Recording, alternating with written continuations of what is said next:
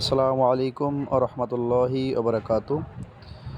আমরা আজকে এখানে আসছি যশোর জেলার ঝিকরগাছা উপজেলার ১ নম্বর গগনন্দপুর ইউনিয়নের ছুটিপুর গলাটি রোডে একটা ব্রিজের কাজ হচ্ছে। সেই ব্রিজের কাজ উপেক্ষা করে পাশ দিয়ে রাস্তা করেছে। রাস্তার নিচ দিয়ে একটা পোল দিয়েছে পানি বের হওয়ার জন্য। এই যে পানি বের হচ্ছে, এটা দেখতেছেন বিল থেকে কপোতাক্ষ নদীর দিকে যাইতেছে।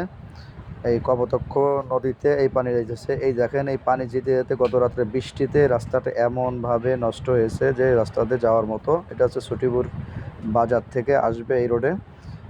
এই রোডে ঢুকেই এই দেখেন ব্রিজের কাজ চলতেছে। এই যে ব্রিজের কাজ চলতেছে, এই পাশটা এই যে মাঠের পানি, এই পাশের যত পানি আছে সব পানিটা এই খাল দিয়েই বের হচ্ছে কপোতাক্ষ নদীর দিকে।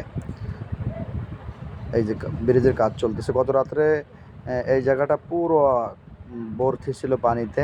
যে বৃষ্টি হয়েছিল, বৃষ্টিতে এই মেশিন যা দেখছেন সব কিছু পানির নিচে ছিল।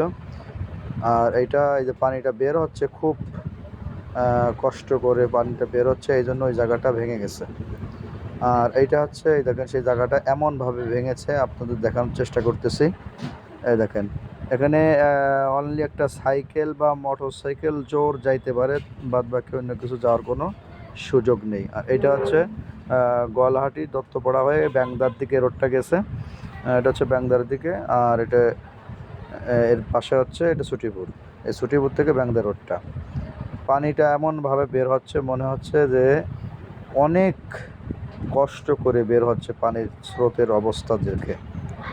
যাই হোক, আপনাদের এটা দেখানোর চেষ্টা করলাম যে এই পথে যদি কেউ আসতে চান অবশ্যই